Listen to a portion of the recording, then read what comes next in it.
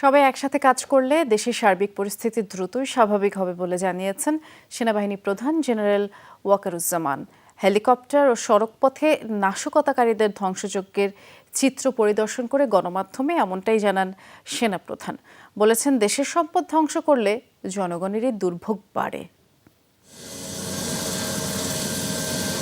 গত কদিনের নাশকতায় অবর্ণনীয় ক্ষতির মুখে পড়েছে দেশ। ক্ষতিগ্রস্ত হয়েছে রাষ্ট্রীয় স্থাপনা, জনগণের জানমাল। পুরো পরিস্থিতি পর্যবেক্ষণ করতেই সোমবার সকালে হেলিকপ্টারে করে পুরো ঢাকা ঘুরে দেখেন সেনাপ্রধান জেনারেল ওয়াকারুজ্জামান। উপর থেকে পর্যবেক্ষণ করেন নাশকতাকারীদের ধ্বংসযজ্ঞ। পরে সেনাপ্রধান সড়কপথে পর্যবেক্ষণ করেন রাজধানীর বেশ কয়েকটি এলাকা। শনির আখড়ায় বেশ কিছুক্ষণ অবস্থান করেন তিনি। ঘুরে দেখেন ধ্বংসযজ্ঞের চিত্র ও জানমালের ক্ষয়ক্ষতি। দেশের জনগণের অনেক সম্পত্তি ধ্বংস হয়েছে। পরে রাজধানীর বঙ্গবন্ধু স্টেডিয়ামের পাশে গণমাধ্যমের সাথে কথা বলেন সেনাপ্রধান। বর্ণনা দেন ধ্বংসযজ্ঞের। বলেন, সেনা মোতায়েনের ৪৮ ঘন্টার মধ্যে পরিস্থিতি স্বাভাবিক হতে শুরু করেছে। নৌ, বিমান, বিজিবি, পুলিশ ও র্যাব একসাথে কাজ করছে। তাই দ্রুতই পরিস্থিতি উন্নয়নের আশাবাদ জানিয়েছেন সেনাপ্রধান।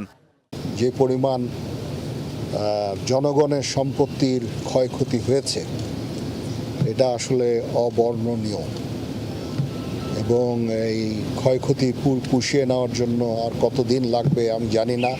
কি পরিমাণ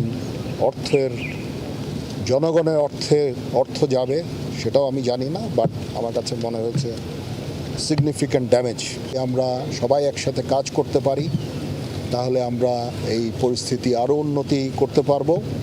জনগণের জানমাল রক্ষায় উদ্ভূত পরিস্থিতিতে সেনাবাহিনী নিষ্ঠার সাথে কাজ করছে জানিয়ে সেনাপ্রধান বলেন, ঢাকা চট্টগ্রাম লাইফলাইনে সাপ্লাই চেইন সচল হয়েছে। পরিস্থিতি স্বাভাবিক হতে কয়েকদিন সময় লাগবে। সাপ্লাই শুরু হয়ে গেছে, এখন এটাকে স্বাভাবিক হতে আমার ধারণা আর কিছু সময় হয়তো আপনাদের দিতে হবে। আপনারা জানেন যে পরিমাণ ধ্বংসযজ্ঞ চলেছে রাস্তায়, এখনও আমি দেখলাম বেশ কিছু গাড়ি পোড়া অবস্থায় আছে, ধ্বংসপ্রাপ্ত হয়ে। ওগুলোকে পরিষ্কার করতে হবে, পাবলিকের মধ্যে একটু কনফিডেন্স নিয়ে আসতে হবে। সেনাপ্রধান বলেন, গণমাধ্যম দায়িত্বশীলতার সাথে সংবাদ প্রচার করে নিরাপত্তা বাহিনীকে প্রেরণা জুগিয়েছে। বলেন, ধ্বংসলীলায় বিনষ্ট হয় রাষ্ট্রীয় সম্পদ, তাতে কেবল জনগণেরই দুর্ভোগ বাড়ে। জনগণের এই সম্পদ ক্ষয়ক্ষতির মাধ্যমে কি লাভ আমি জানি না। আমরা সবাই সাফার করছি। ইন্টারনেট ডাউন, ইন্টারনেটে এটাকে ঠিকভাবে আবার আসতে কিছু সময় লাগবে। ইলেকট্রিসিটি, বিভিন্ন ফ্যাসিলিটিস, যে সমস্ত ওয়াটার, সুয়ারেজ, এভরিথিং। দেশ আর দেশের মানুষের সম্পদ রক্ষার দায়িত্ব সকলের বলেও উল্লেখ করেন সেনাপ্রধান। আহমেদ রেজা, যমুনা নিউজ, ঢাকা।